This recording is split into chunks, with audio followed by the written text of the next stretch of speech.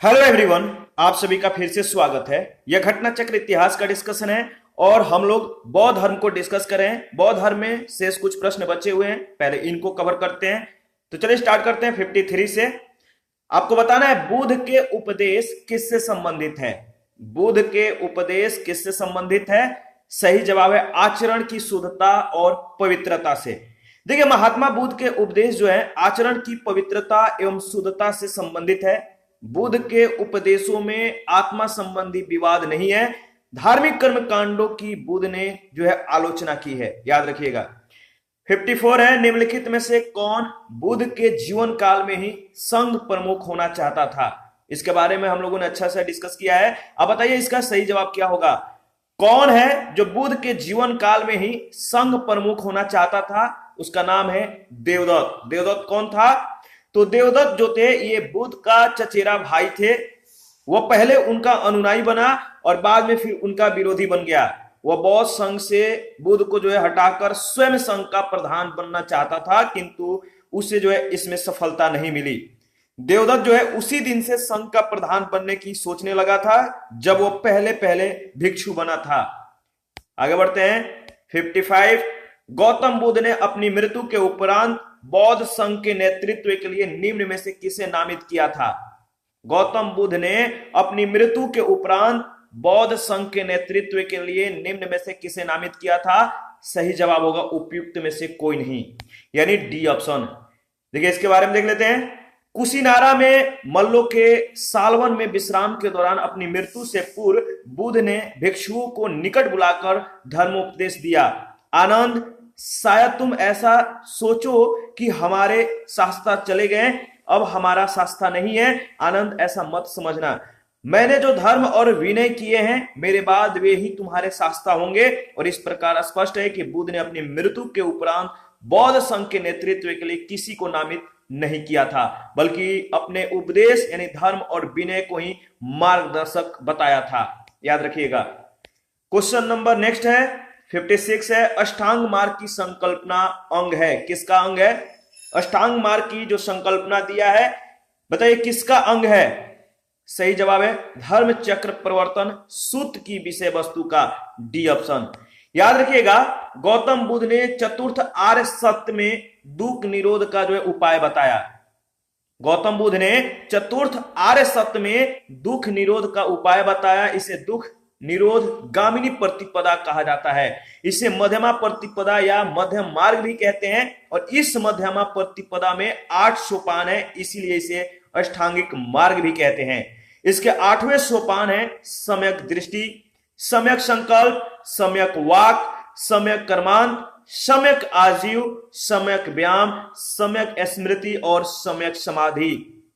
देखिए इन सभी का अर्थ जो है आपको पता होना चाहिए। अगर नहीं है तो आप हमें कमेंट करके बताइए, इसका अर्थ आपको बताया जाएगा।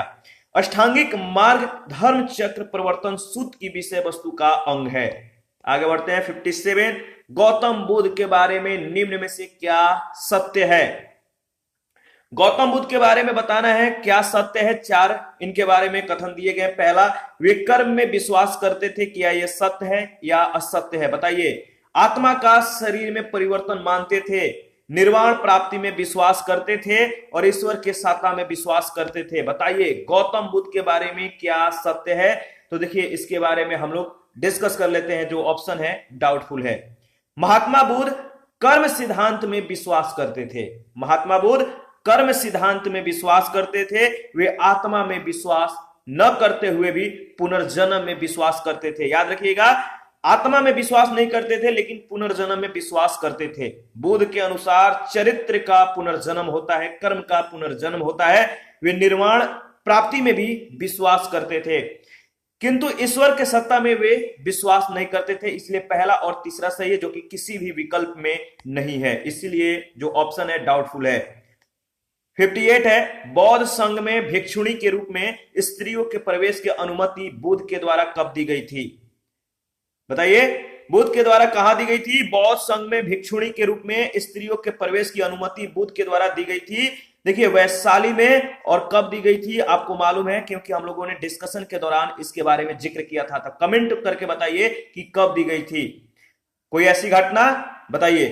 देखिए, अपने प्रिय शिष्य आनंद के कहने पर बुद्ध ने वैशाली में स्त्रियों को बौद्ध संघ में भिक्षुणी के रूप में प्रवेश की अनुमति प्रदान की थी। बौद्ध संघ में सर्वप्रथम शामिल होने वाली जो स्त्री थी वो थी महाप्रजापति गौतमी। याद रखिएगा, महाप्रजापति गौतमी। बुद्ध का जो संबंध है किस तरह का है, तो आपको बताना है इनका संबंध किससे है। महाप्रजापति गौतमी कौन थी, अब बताइए बुद्ध का संबंध इनसे किस तरह का रहा। 59 है, त्रिपिटक क्या है। त्रिपिटक क्या है, तो सही जवाब है बुद्ध के उपदेशों का यह एक संग्रह है, यानी डी ऑप्शन। त्रिपिटक क्या, ध्यान रखिएगा, बहुत बार यह क्वेश्चन पूछा जा चुका है। त्रिपिटक जो है बौद्ध ग्रंथों में सर्वाधिक महत्वपूर्ण है। बुद्ध की मृत्यु के बाद उनकी शिक्षाओं को संकलित कर 3 भागों में बांटा गया, इन्हीं को त्रिपिटक कहते हैं। ये तीनों जो त्रिपिटक हैं, पहला है विनय पिटक, इसमें संघ संबंधी नियम आचार की शिक्षाएं जो है दी गई हैं। सूत पिटक में धार्मिक सिद्धांत है और अभिधम पिटक में दार्शनिक सिद्धांत है। याद रखिएगा किस पिटक में क्या क्या चीजें दी गई हैं। विनय पिटक में संघ संबंधी नियम तथा आचार की शिक्षाएं, सूत पिटक में धार्मिक सिद्धांत और अभिधम पिटक में दार्शनिक सिद्धांत दिया गया है। क्वेश्चन नंबर 60 है, त्रिपिटक ग्रंथ किस धर्म से संबंधित है, तो आपको मालूम ही है इसका सही जवाब क्या होगा। त्रिपिटक ग्रंथ जो है किस धर्म से संबंधित है, तो सही जवाब है बौद्ध धर्म से। 61, त्रिपिटक किसकी धार्मिक पुस्तक है। त्रिपिटक किसकी धार्मिक पुस्तक है, तो सही जवाब है बौद्ध का, यानी बौद्ध धर्म का। त्रिपिटक निम्नलिखित में से किससे संबंधित है, नेक्स्ट प्रश्न है, तो आपको मालूम ही है त्रिपिटक निम्नलिखित में से किससे संबंधित है, तो बौद्धों से, बी ऑप्शन। 63 है, निम्नलिखित में से किस बौद्ध ग्रंथ में संघ जीवन के नियम प्राप्त होते हैं। निम्नलिखित में से किस बौद्ध ग्रंथ में संघ जीवन के नियम प्राप्त होते हैं, सही जवाब होगा विनय पिटक, बी ऑप्शन। याद रखिएगा, आगे बढ़ते हैं, नेक्स्ट प्रश्न 64 है, यमक बुद्ध पिटक से संबंधित है। यमक बुद्ध पिटक से संबंधित है, इसका सही जवाब होगा अभिधम, सी ऑप्शन। ध्यान रखिएगा, अभिधम पिटक में दार्शनिक सिद्धांतों का संग्रह मिलता है। यह प्रश्नोत्तर के रूप में है। अभिधम के अंतर्गत 7 ग्रंथ सम्मिलित हैं, धर्म संगड़ी, विभंग, धातु कथा, युगल पंचती, कथा वथु और यमक तथा लास्ट पटान। याद रखिएगा ये जो 7 ग्रंथ हैं कौन कौन से, धम्म संगड़ी, विभंग, धातु कथा, युगल पंचती, कथावथु, यमक और पटान। 65 है, निम्न में से किस बौद्ध साहित्य में महात्मा बुद्ध के नैतिक एवं सिद्धांत संबंधित प्रवचन संकलित हैं, तो बताइए किस बौद्ध साहित्य में महात्मा बुद्ध के नैतिक एवं सिद्धांत जो है संबंधित प्रवचन संकलित है, तो सही जवाब है सूत पिटक में। याद रखिएगा, मैंने बोला था कि जितने भी 3 पिटक हैं, इन तीनों पिटक का जो विषय वस्तु है उसको ध्यान रखिएगा। देखिए, सूत पिटक में महात्मा बुद्ध के नैतिक एवं सिद्धांत संबंधित प्रवचन संकलित हैं, अर्थात इसमें बौद्ध धर्म के सिद्धांत और उपदेश संग्रह है, जबकि विनय पिटक में संघ संबंधी नियम, दैनिक जीवन संबंधी आचार विचार, विधि निषेध आदि जो है इनका संग्रह है। और जातकों में बुद्ध के पूर्व जन्मों की कहानियां संग्रहित है। तो जातक में क्या चीजें दी गई हैं, तो बुद्ध के पूर्व जन्म की कहानियां जो है इसमें संकलित है। 66 है, बौद्ध धर्म में त्रिरत्न का क्या अभिप्राय है। बौद्ध धर्म में त्रिरत्न का क्या अभिप्राय है, सही जवाब क्या है, त्रिरत्न। बताइए, बुद्ध, धम्म, संघ, इसको त्रिरत्न कहा जाता है, बी ऑप्शन आपका बिल्कुल सही है। बुद्ध, धम्म एवं संघ बौद्ध धर्म के त्रिरत्न हैं। बुद्ध के मृत्यु के बाद उनकी शिक्षाओं को संकलित कर 3 भागों में बांटा गया, इन्हीं को त्रिपिटक कहा जाता है। और ये त्रिपिटक जो है विनय पिटक, सूत पिटक और अभिधम पिटक, ठीक है। और इनका विषय वस्तु याद रखिएगा, विनय पिटक में क्या चीजें संकलित हैं, सूत पिटक में क्या संकलित हैं, अभिधम पिटक में क्या संकलित है, बहुत इंपॉर्टेंट है, यहां से प्रश्न पूछे जाते हैं।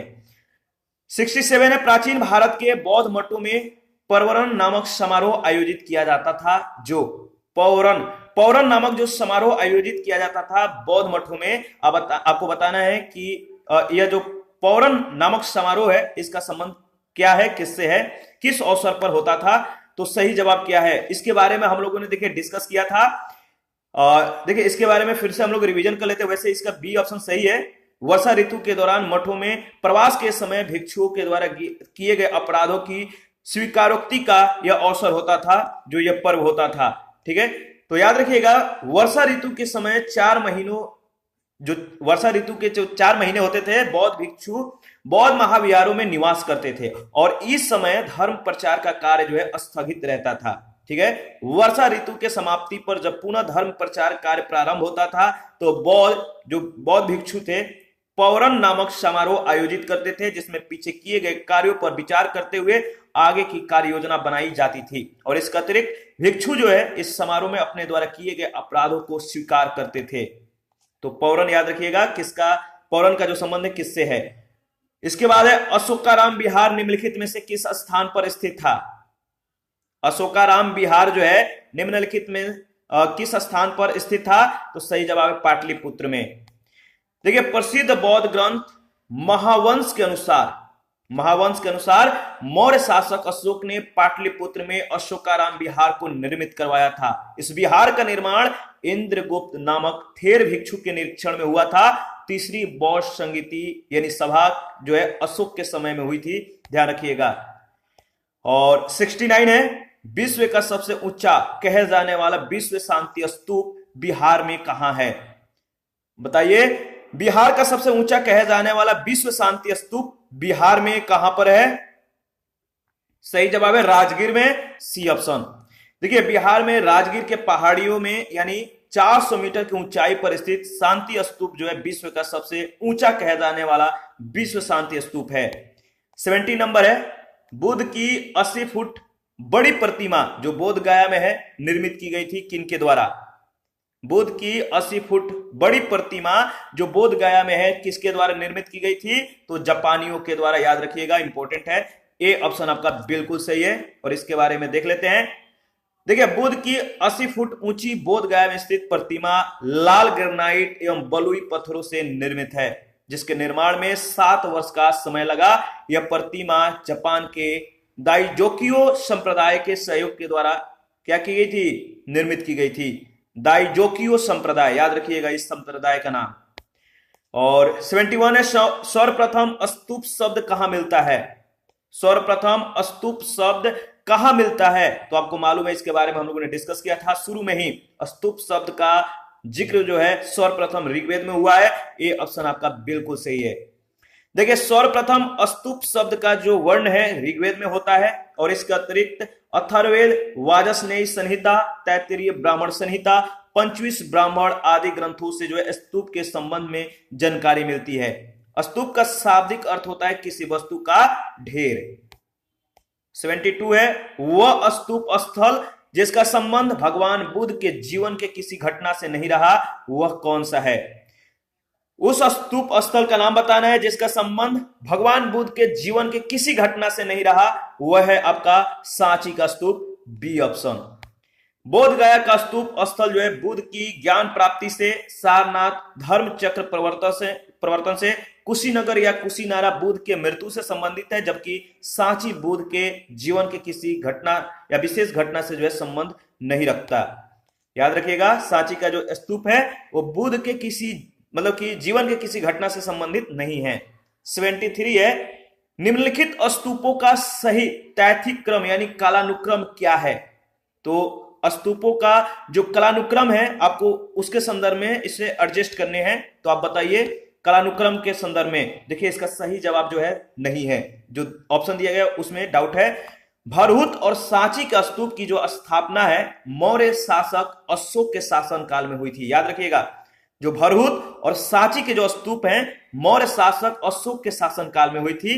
कुछ ऐतिहासिक स्रोत धमेक स्तूप का निर्माण का जो काल है यह भी अशोक के शासन काल को ही माना जाता है। यानी भरहुत सांची के स्तूप ये किसके समय का है, तो अशोक के समय काल का है। और कुछ ऐतिहासिक स्रोत का अगर बात करें तो धमेक स्तूप का निर्माण भी इसका धमेक स्तूप का निर्माण काल भी जो है अशोक के शासन काल को ही मानते हैं। अमरावती स्तूप का निर्माण सातवाहन के समय में हुआ था। भरहुत सांची धमेक स्तूप के निर्माण क्रम जो है निर्धारित करना संभव नहीं है, इसीलिए इसका जो ऑप्शन है डाउटफुल है, सही आंसर नहीं है। 74 है अनात्मवाद सिद्धांत है। अनात्मवाद सिद्धांत है। तो बताइए इसका सही जवाब होगा किसका? तो बौद्ध दर्शन का अनात्मवाद। देखिए यानी बौद्ध दर्शन में अनात्मवाद का सिद्धांत गौतम बुद्ध के प्रतीतय समुत्पाद के सिद्धांत से ही सिद्ध होता है। प्रतीतय समुत्पाद के सिद्धांत से, याद रखिएगा। इसे नैरात्मवाद भी कहा जाता है।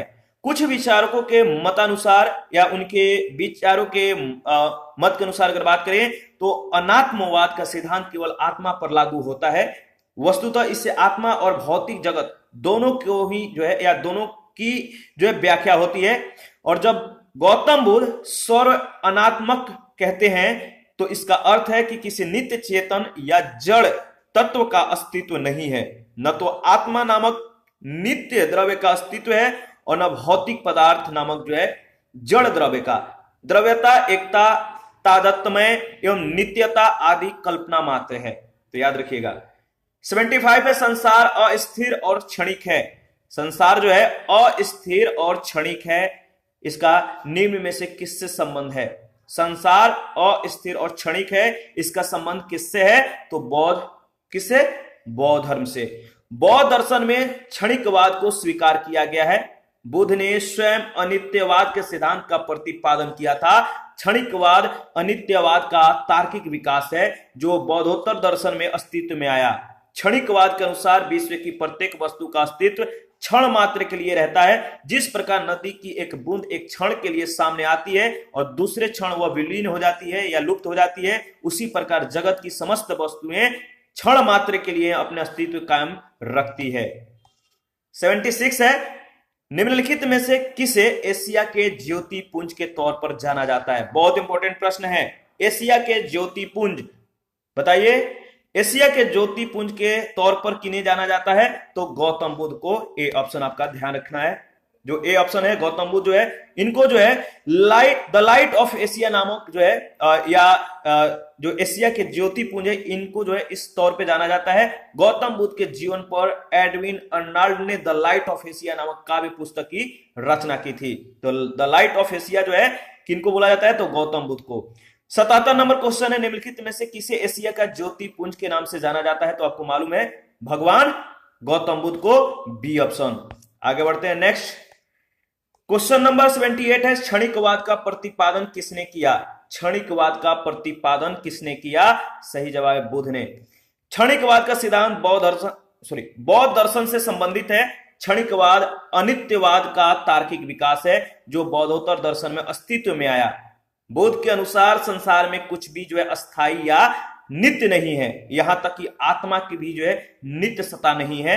यह उल्लेखनीय है कि गौतम बुद्ध ने स्वयं अस्थायित्व एवं क्षणिकत्व में भेद किया है।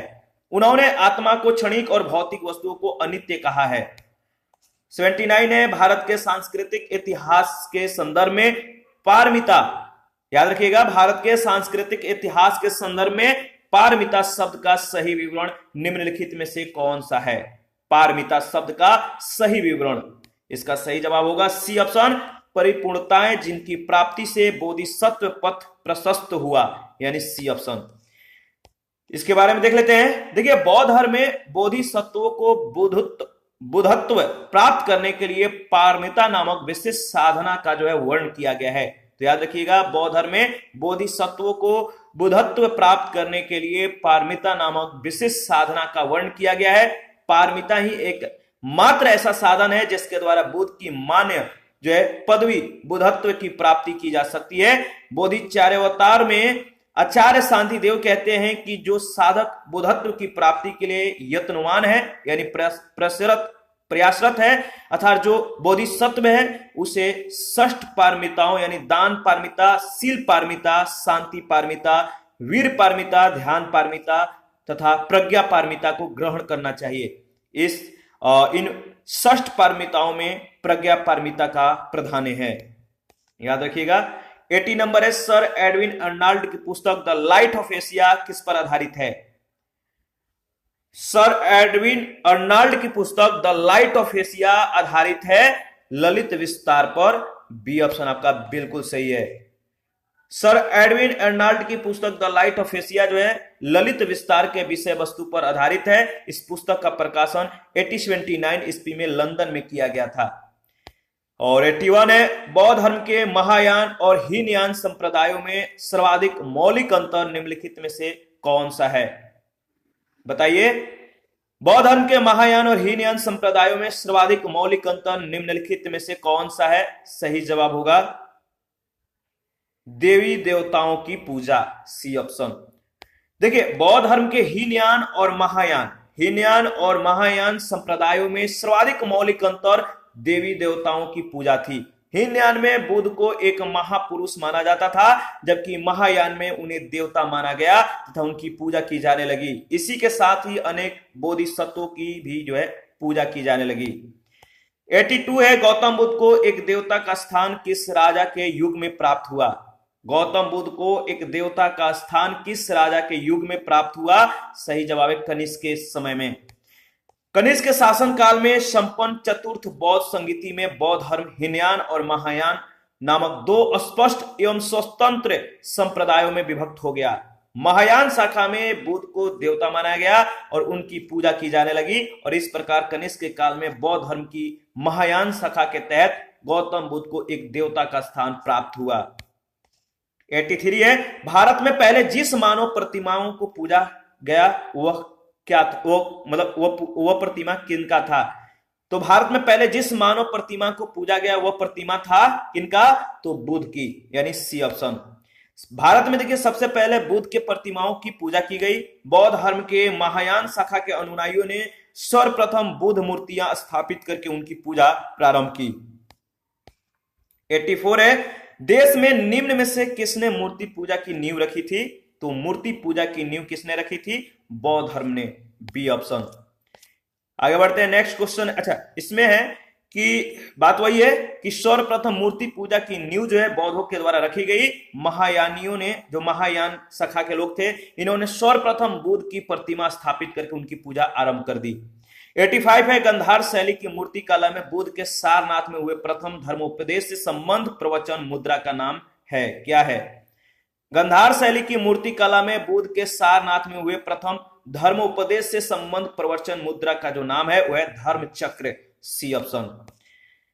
गंधार कला की उत्पत्ति का स्रोत जो है एशिया माइनर तथा हेलेनिस्टिक कला थी। इस शैली की जो कला का प्रमुख विषय है महात्मा बुद्ध का जीवन चरित्र है, और इसके अंतर्गत बुद्ध की धर्म चक्र मुद्रा, ध्यान मुद्रा, अभय मुद्रा और वरद मुद्रा आदि मूर्तियों का निर्माण किया गया है। 86, बुद्ध की खड़ी प्रतिमा निम्न में से किस काल में बनाई गई? बुद्ध की खड़ी प्रतिमा निम्न में से किस काल में बनाई गई? सही जवाब है कुषाण काल में, बी ऑप्शन। कुषाण काल में ही गंधार एवं मथुरा कला शैली के तहत बुद्ध एवं बोधिसत्वों की बहुसंख्यक मूर्तियों का, यानी बैठी और खड़ी दोनों स्थितियों में निर्माण हुआ। वीएस अग्रवाल के अनुसार अगर बात करें तो सर्वप्रथम मथुरा में ही बुद्ध मूर्तियों का निर्माण किया गया, जहां इनके लिए पर्याप्त आधार था। ह्वेन-सांग के विवरण के अनुसार बुद्ध की प्रथम प्रतिमा कौशाम्बी में बनी थी। ह्वेन-सांग के विवरण को देखें तो बुद्ध की जो प्रथम प्रतिमा है कौशाम्बी में बनी थी, परंतु अनेक विद्वान महात्मा बुद्ध की प्रथम प्रतिमा का निर्माण का श्रेय गंधार कला को देते हैं। तो निश्चित तौर पर यह नहीं कहा जा सकता कि बुद्ध की प्रतिमा जो है प्रथम प्रतिमा मतलब कहां बनी, तो याद रखिएगा। और 87 है, बुद्ध की प्राचीनतम प्रतिमा किस शैली में प्राप्त होती है? तो आपको मालूम है बुद्ध की प्राचीनतम प्रतिमा किस शैली में प्राप्त होती है? तो इसका सही जवाब होगा ई ऑप्शन। कैसे? तो आपको पता है। 88 है, भगवान बुद्ध की प्रतिमा कभी कभार जो है एक हस्त मुद्रा युक्त दिखाई गई है, जिसे भूमि स्पर्श मुद्रा कहा जाता है। यह किसका प्रतीक है? भगवान बुद्ध की प्रतिमा जो है कभी कभी एक हस्त मुद्रा युक्त दिखाई गई है, जिसे भूमि स्पर्श मुद्रा कहा जाता है। यह किसका प्रतीक है? तो बताइए इसका सही जवाब क्या है? इसका सही जवाब है, देखिए बी ऑप्शन। भूमि की जो भूमि स्पर्श मुद्रा है बुद्ध की, इससे तात्पर्य अपने तप के शुचिता और निरंतरता को बनाए रखने से है। बुद्ध की भूमि स्पर्श मुद्रा कामदेव के प्रलोभन के बावजूद अपनी शुचिता और शुद्धता को साक्षी होने के लिए बुद्ध का धरती का आह्वान को प्रदर्शित करती है। ध्यान रखिएगा, इसका बी सही जवाब है, बी ऑप्शन। 89 है, भूमि स्पर्श मुद्रा की सारनाथ बुद्ध मूर्ति संबंधित है किस काल से? जो भूमि स्पर्श मुद्रा की सारनाथ जो बुद्ध मूर्ति है संबंधित है गुप्त काल से। भूमि स्पर्श मुद्रा की सारनाथ की जो बुद्ध मूर्ति है वो गुप्त काल से संबंधित है। इसकी आध्यात्मिक अभिव्यक्ति गंभीर मुस्कान और शांत ध्यान मग्न मुद्रा भारतीय कला की सर्वोच्च सफलता का प्रदर्शन करती है। 90 नंबर है, सारनाथ की भूमि स्पर्श मुद्रा वाली बुद्ध प्रतिमा कलांकित है। बताइए, सारनाथ की भूमि स्पर्श मुद्रा वाली बुद्ध प्रतिमा जो कलांकित है वो है आपका गुप्त काल से, बी ऑप्शन। क्वेश्चन नंबर 91 है, भारत के सांस्कृतिक इतिहास के संदर्भ में निम्नलिखित युग्मों पर विचार कीजिए। भारत के सांस्कृतिक इतिहास के संदर्भ में निम्नलिखित युग्मों पर विचार करिए। परिव्राजक जो है इसका संबंध परित्यागी व भ्रमणकारी से दिया गया है। श्रमण का संबंध उच्च पद प्राप्त पुजारी का, और उपासक का संबंध है बौद्ध धर्म का साधारण अनुगामी का। तो यानी इसका सही जवाब होगा बी ऑप्शन, पहला और तीसरा। जो श्रमण है इसमें जो दिया गया है, श्रमण मतलब भिक्षु या साधु होता है। परिव्राजक का मतलब परित्यागी व भ्रमणकारी होता है, और उपासक मतलब बौद्ध धर्म का साधारण अनुगामी। ठीक है, ध्यान रखिएगा। आगे बढ़ते हैं, नेक्स्ट क्वेश्चन है, क्वेश्चन नंबर 92 है, निम्नलिखित में से कौन से शासक ने बौद्ध मत के विस्तार में जो है योगदान नहीं दिया? वह कौन सा शासक है जिसने बौद्ध मत के विस्तार में अपना योगदान नहीं दिया? सही जवाब पुष्यमित्र शुंग, डी ऑप्शन।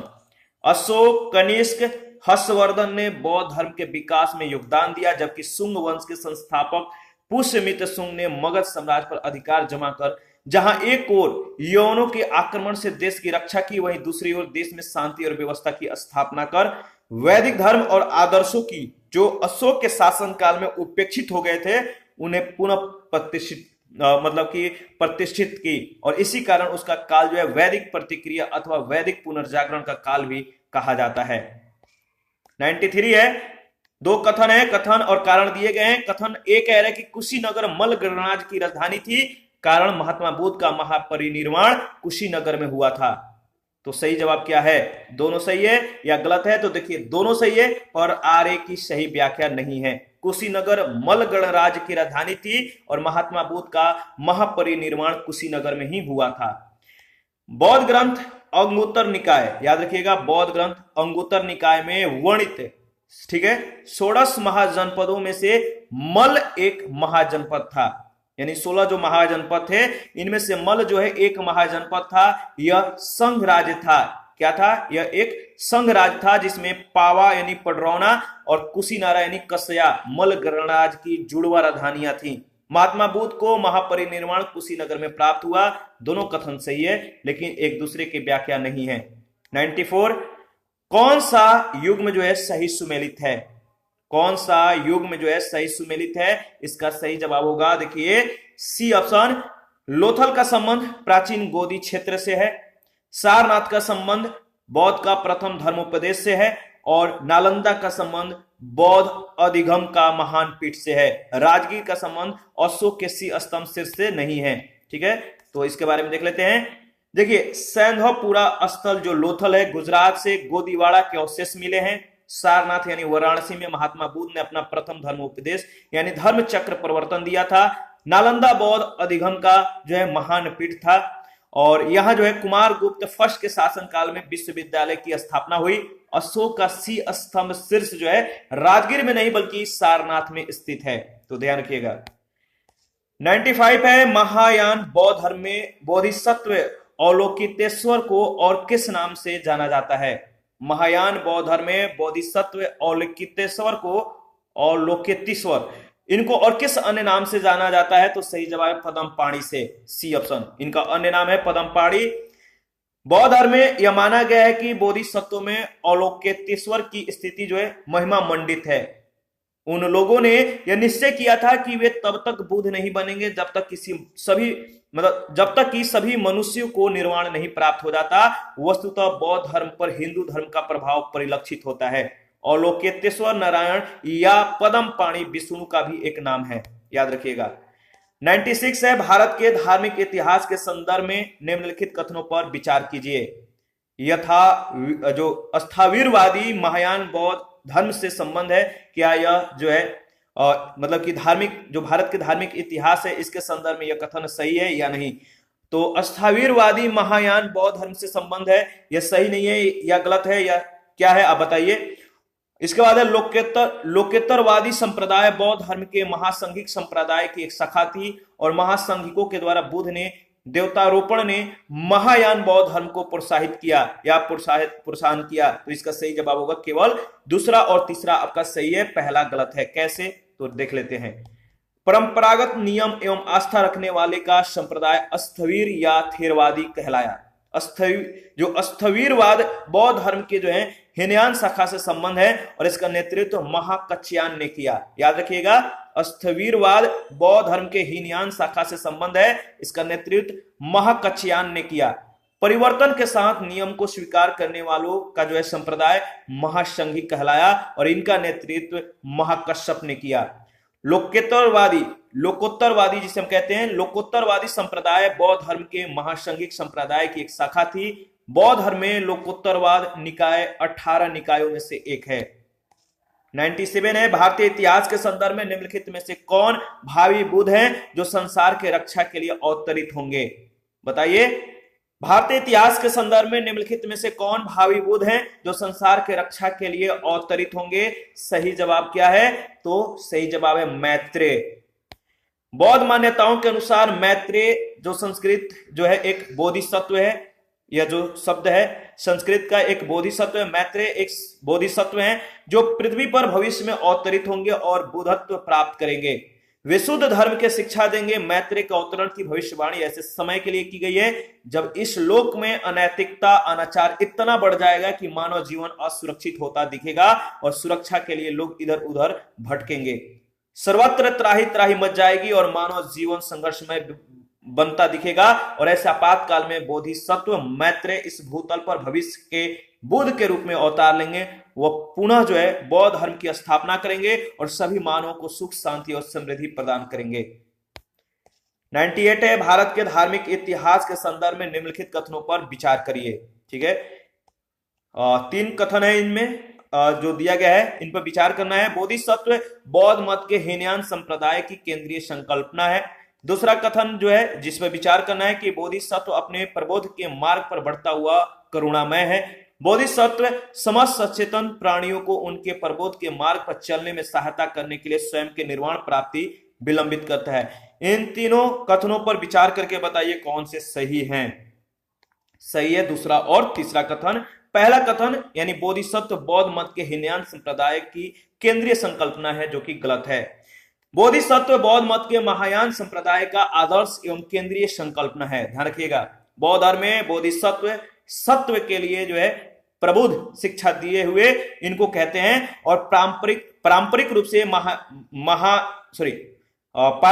से महान दया से प्रेरित बोधिचित्त जनित सभी संवेदनशील प्राणियों के लाभ के लिए सहज इच्छा से बुद्धत्व प्राप्त करने वालों को बोधिसत्व माना जाता है। 10 पारमिताओं का पूर्ण पालन करने वाला बोधिसत्व कहलाता है।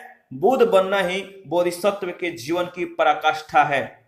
बौद्ध धर्म का अंतिम लक्ष्य संपूर्ण मानव समाज से दुख का अंत है। बौद्ध धर्म के अनुसार 4 आर्य सत्य हैं। कौन कौन? तो दुख समुदाय, दुख निरोधी और दुख निरोध का मार्ग। बौद्ध धर्म के अनुयायी अष्टांगिक मार्ग के अनुसार जीवन जीकर अज्ञानता और दुख से मुक्ति और निर्माण पाने की कोशिश करते हैं। क्वेश्चन नंबर 99 है, बोधिसत्व पदमपाणि का चित्र सर्वाधिक प्रसिद्ध है और प्रायश्चित्त चित्रकारी है जो अजंता में है। तो ए ऑप्शन आपका बिल्कुल सही है। गुफा संख्या 1 की बोधिसत्व पदमपाणि का चित्र अजंता चित्रकला की श्रेष्ठ कलाकृतियों में से एक है। इसे 6ठी शताब्दी ईसा पूर्व के अंत में निष्पादित किया गया था। चित्र में बोधिसत्व पदमपाणि राजसी शैली में जो है एक नीलम जड़ित मुकुट पहना हुआ है और उसके लंबे काले बाल मनोहारी रूप से झुक रहे हैं। रमणीय रीति से अलंकृत यह आकृति जो है आदम कद से भी बड़ी और इसमें उसके दाहिने हाथ कुछ जो है रुके हुए तथा कमल के पुष्प को पकड़े हुए दर्शाया गया है। आगे है 100 नंबर प्रश्न। हीनयान अवस्था का विशालतम एवं सर्वाधिक विकसित शैलकृत चैत्य गृह स्थित है कहां पर? तो सही जवाब है, देखिए इंपॉर्टेंट प्रश्न है, ध्यान रखिएगा। हिनयान अवस्था का विशालतम और सर्वाधिक विकसित शैलकृत चैत्य गृह जो स्थित है वो है कार्ले में, सी ऑप्शन। हिनयान अवस्था का विशालतम एवं सर्वाधिक विकसित शैलकृत चैत्य गृह कार्ले में स्थित है। कार्ले जो है यह पुणे यानी महाराष्ट्र के मालव तालुक में, मावल तालुक में जो है स्थित है। मावल, याद रखिए, मालव नहीं, मावल तालुक में स्थित है। पुणे महाराष्ट्र के मावल तालुक में जो है कार्ले स्थित है। और 101 है, निम्नलिखित में से किस शैलकृत गुफा में 11 सिरों के बोधिसत्व का अंकन मिलता है? निम्नलिखित में से किस शैलकृत गुफा में 11 सिरों के बोधिसत्व का अंकन मिलता है? सही जवाब है कन्हेरी, सी ऑप्शन। देखिए, सलसेती द्वीप में स्थित कन्हेरी गुफाएं महाराष्ट्र में मुंबई शहर का एक प्रमुख पर्यटन स्थल है। यह गुफाएं संजय गांधी राष्ट्रीय उद्यान परिसर में स्थित है। प्राचीन अभिलेखों में जो है कान्हाशैल, कृष्णगिरी, कान्हागिरी के नाम से उल्लेखित कन्हेरी जो है बौद्धों का प्रमुख केंद्र था। कन्हेरी में एक ही पहाड़ी में सर्वाधिक संख्या में गुफाओं का निर्माण हुआ है। कन्हेरी की गुफाओं का निर्माण पहली शताब्दी ईसा पूर्व में किया गया था और ये 11वीं शताब्दी ईस्वी के तक जो है इस्तेमाल में रही। यानी पहली शताब्दी ईसा पूर्व में जो है इन गुफाओं का जो कन्हेरी की गुफाएं, इनका निर्माण हुआ और ये 11वीं शताब्दी ईसा पूर्व तक इस्तेमाल में रही। गुफा संख्या 41 जो है पहले इसे 23 नंबर क्रमांकित किया गया था, लेकिन अब जो है गुफा संख्या 23 जो है अब 41 हो गया है। इसमें अवलोकितेश्वर की एक रोचक मूर्ति स्थित है जिसकी 4 भुजाएं, 11 मुख हैं। यह अपनी किस्म की भारत में स्थित एकमात्र मूर्ति है और इस रूप की उपासना चीनी, तुर्कमेनिस्तान, कंबोडिया, जापान में 7वीं 8वीं सदी है, इसमें लोकप्रिय थी जो यह मूर्ति है इस रूप की जो है। तो ध्यान रखिएगा। आगे बढ़ते हैं, नेक्स्ट क्वेश्चन है क्वेश्चन नंबर 102। प्रथम शताब्दी ईसा पूर्व में किस भारतीय बौद्ध भिक्षु को चीन भेजा गया था? प्रथम शताब्दी ईस्वी में किस भारतीय बौद्ध भिक्षु को चीन भेजा गया था? सही जवाब है नागार्जुन को, डी ऑप्शन। नागार्जुन जो है कनिष्क के दरबार के एक महान विभूति थे।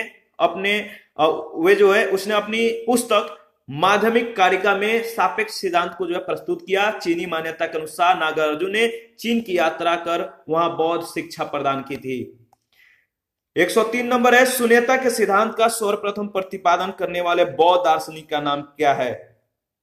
बहुत इंपॉर्टेंट प्रश्न है, ध्यान रखिएगा। शून्यता के सिद्धांत का सर्वप्रथम प्रतिपादन करने वाले बौद्ध दार्शनिक का नाम है, क्या है? नागार्जुन।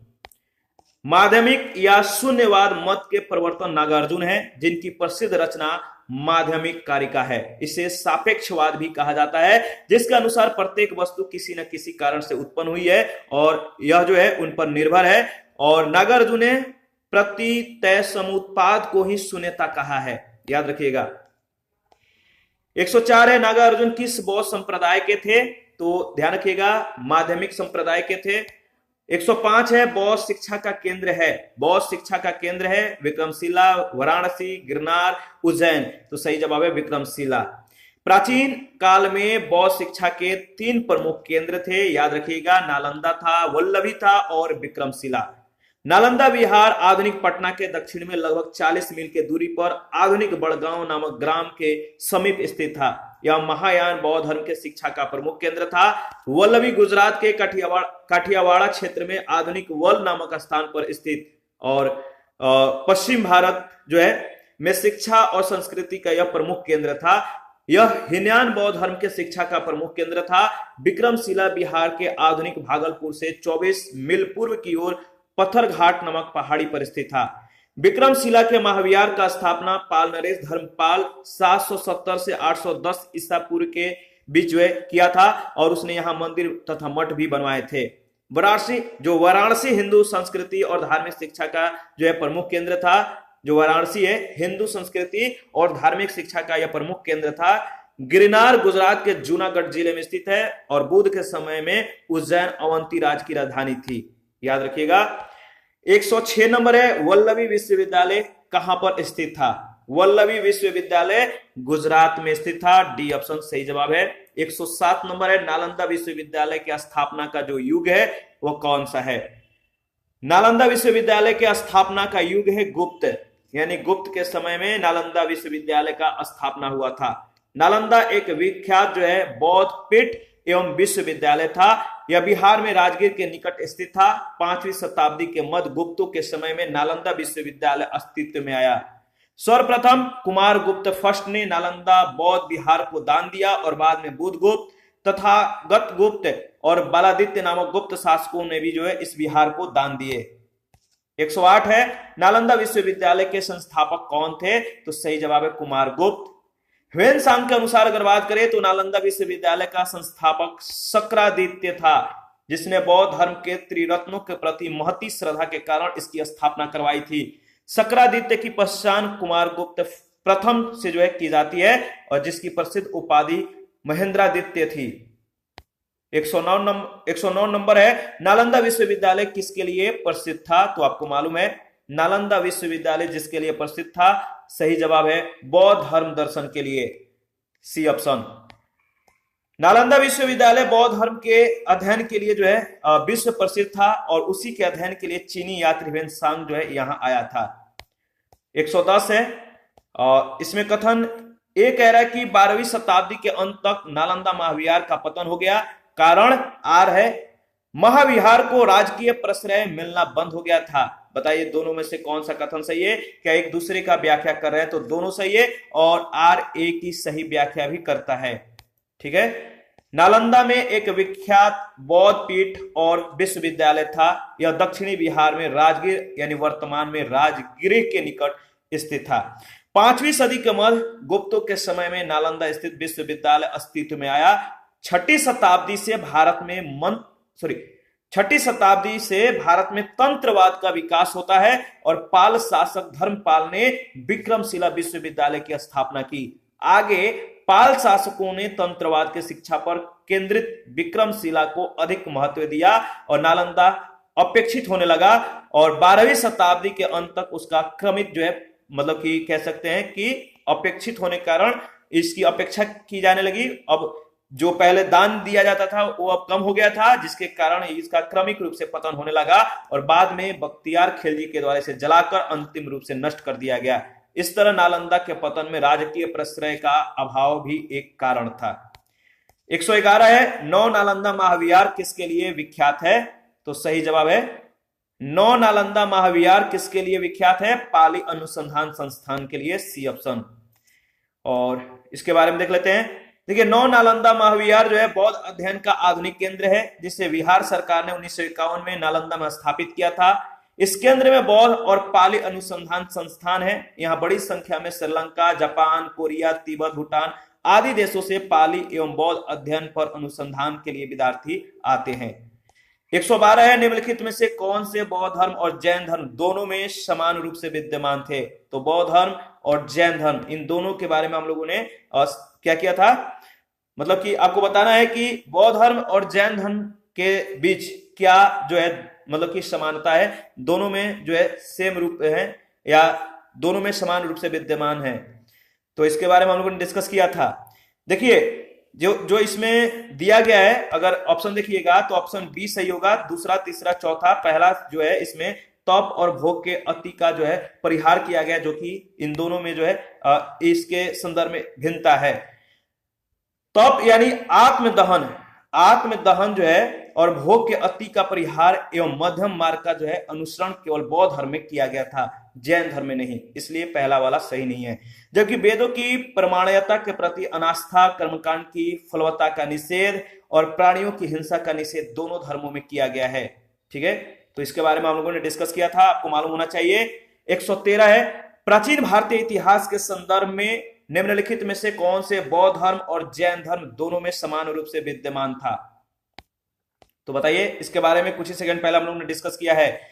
बौद्ध धर्म और जैन धर्म दोनों में समान रूप से जो विद्यमान था, बताइए। सही जवाब होगा बी ऑप्शन, तप और भोग का अति का परिहार जो है यह सही नहीं है। वेद प्रमाणे के प्रति अनास्था, कर्म कांडों की फलवत्ता का निषेध दोनों में जो है शामिल है, यानी दोनों के संदर्भ में यह जो कथन है सही है। 114 है, निम्नलिखित में कौन सी बात जो है बौद्ध धर्म और जैन धर्म में समान नहीं है? बताइए, कौन सी बात बौद्ध धर्म और जैन धर्म में समान नहीं है?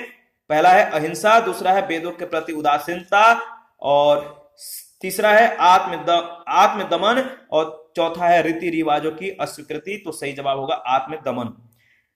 115 है भगवान बुद्ध ने निम्नलिखित 4 आर्य सत्यों का जो है प्रतिपादन किया। तो 4 आर्य सत्य जो है इनके बारे में आपको ध्यान रखना है और आपको बताना है कि इनका सही क्रम क्या है। 4 आर्य सत्यों का जो क्रम है वो है आपका दुख है, ठीक है। दुख का क्या है? दुख है, दुख का कारण है, ठीक है, दुख का निरोध है और दुख निरोध का मार्ग है। तो ए, डी, बी और सी, तो ए ऑप्शन में दिया गया सही जवाब है। देखिए संबोधि में गौतम बुद्ध को प्रतिसम उत्पाद के सिद्धांत का बोध हुआ था। इस कार्य कारण सिद्धांत को उन्होंने संपूर्ण जगत पर लागू किया। उन्होंने जिन 4 आर्य सत्यों का उपदेश दिया वे क्या है? तो इस प्रकार है दुख, यानी संसार में सभी जगह दुख है, सर्वत्र दुख है। जीवन दुखों और कष्टों से परिपूर्ण है। दुख समुदाय यानी प्रत्येक वस्तु का कोई ना कोई कारण अवश्य होता है, अतः दुख का भी कारण है। दुख निरोध, दुख का अंत संभव है और दुख निरोधगामी प्रतिपदा का मतलब दुख के मूल अवेदा के विनाश का उपाय अष्टांगिक मार्ग है। 116 नंबर है बौद्ध तथा जैन दोनों ही धर्म विश्वास करते हैं। किसमें? बौद्ध और जैन धर्म दोनों जो है विश्वास करते हैं कर्म और पुनर्जन्म के सिद्धांत में। कर्म और पुनर्जन्म के सिद्धांत में बौद्ध जैन धर्म इन दोनों का विश्वास है, याद रखिएगा। 117 है बौद्ध धर्म के अनुसार विचार कीजिए। पहला कथन है पुनर्जन्म नहीं होता है, कारण आत्मा की सत्ता नहीं है। तो बौद्ध दर्शन के अनुसार जो है आपको बताना है कौन सा सही है। तो देखिए इसमें ए गलत है और आर सही है। देखिए प्रतितय समुत्पाद ही बुद्ध के उपदेशों का सार है।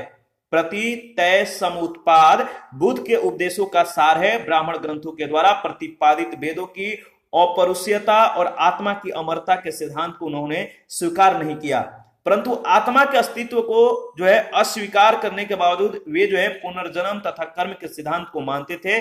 उनके अनुसार जीवन विभिन्न अवस्थाओं की संतति है जो एक दूसरे पर निर्भर करती है। किसी अवस्था की उत्पत्ति उसकी पूर्ववर्ती अवस्था से होती है। ये गलत है, आर सही है। 118 है बौद्ध धर्म के विषय में कौन सा कथन सही है? बौद्ध धर्म के विषय में कौन सा कथन सही है? 3 कथन है। उसने वर्ण और जाति को अस्वीकार नहीं किया, उसने ब्राह्मण वर्ग के सर्वोच्च सामाजिक कोटि को चुनौती नहीं दी, उसने जो है कुछ शिल्पों को निम्न माना। तो देखिए इसका सही जवाब होगा पहला, दूसरा और तीसरा। देखिए बौद्ध धर्म में बौद्ध धर्म है इसमें वर्ण व्यवस्था को स्वीकार तो किया गया है, लेकिन उसने ब्राह्मण वर्ण की सर्वोच्च जो सामाजिक स्थिति है इसको स्वीकार नहीं किया है, लेकिन वर्ण व्यवस्था को स्वीकार किया गया है। ब्राह्मण वर्ण के सर्वोच्च सामाजिक स्थिति को स्वीकार नहीं किया गया है। बौद्ध धर्म में कुछ शिल्पों को जो है निम्न माना गया है। तो तीनों कथन जो है सही है। 119 है बौद्ध धर्म के विस्तार के कारणों में सम्मिलित है धर्म की साधक की, यानी जो बौद्ध धर्म का विस्तार हुआ था जिनके कारण थे, तो बौद्ध धर्म जिस कारण सबसे ज्यादा विस्तृत हुआ, फैला, उसका कारण पहला दिया गया है कि धर्म की सादगी थी, दलितों के लिए विशेष अपील था, धर्म की मिशनरी भावना, स्थानीय भाषा का प्रयोग, दार्शनिकों के द्वारा वैदिक भावना की सुदृढ़ता। तो बताइए जो बौद्ध धर्म के विस्तार का जो कारण है, इन 5 कारणों में कौन कौन सा सही है? तो पहला, दूसरा, तीसरा, चौथा कारण सही है। 5वां जो दैनिक द्वारा जो है दार्शनिकों के द्वारा जो वैदिक भावना की सुदृढ़ता है, यह जो है सही नहीं है। तो पहला, दूसरा, तीसरा, चौथा जो है सही है। और इसके बारे में देख लेते हैं। देखिए बौद्ध धर्म की सादगी थी, दलितों के लिए विशेष अपील था, मिशनरी भावना और स्थानीय भाषाओं का प्रयोग बौद्ध धर्म को विस्तार के प्रमुख कारण में ये सम्मिलित है। यानी ये सभी जो है बौद्ध धर्म के विस्तार में अपनी अहम भूमिका निभाए, जबकि दार्शनिकों के द्वारा वैदिक भावना की सुदृढ़ता जो है इसमें शामिल नहीं थी। क्वेश्चन नंबर 120 है आरंभिक मध्य युगीन समय में बौद्ध धर्म का पतन किन कारणों से शुरू हुआ? आरंभिक मध्य युगीन समय में बौद्ध धर्म का पतन किन कारणों से शुरू हुआ? आपको मालूम है इसका सही जवाब क्या है? देखिए आरंभिक मध्य युगीन समय में भारत में बौद्ध धर्म का पतन इसलिए हुआ कि उस समय बुद्ध विष्णु के अवतार समझे जाने लगे और वैष्णव धर्म का हिस्सा बन गए। दूसरा, तीसरा सही नहीं है, ए इसका सही जवाब होगा। यानी पहला कथन सिर्फ सही है, उस समय तक बुद्ध विष्णु के अवतार समझे जाने लगे और वैष्णव धर्म का जो है हिस्सा बन गया। 121 से भारत के धार्मिक इतिहास के संदर्भ में निम्नलिखित कथनों पर विचार कीजिए। सौत्रांतिक और समितीय जैन मत के संप्रदाय थे और सर्वास्तिवादियों की मान्यता थी कि दृग विषय यानी फिनोमिना के अवयव पूर्णतः क्षणिक नहीं है अपितु अव्यक्त रूप से सदैव विद्यमान रहते हैं। इन दोनों में से कथन जो सही है वह आपका दूसरा कथन। सौतांत्रिक और समितीय जैन मत के संप्रदाय नहीं अपितु बौद्ध मत के संप्रदाय हैं, ध्यान रखिएगा। इसलिए कथन जो पहला है असत्य है। और सर्वास्तिवाद में 3 शब्द हैं, सौर प्लस अस्थि प्लस वाद।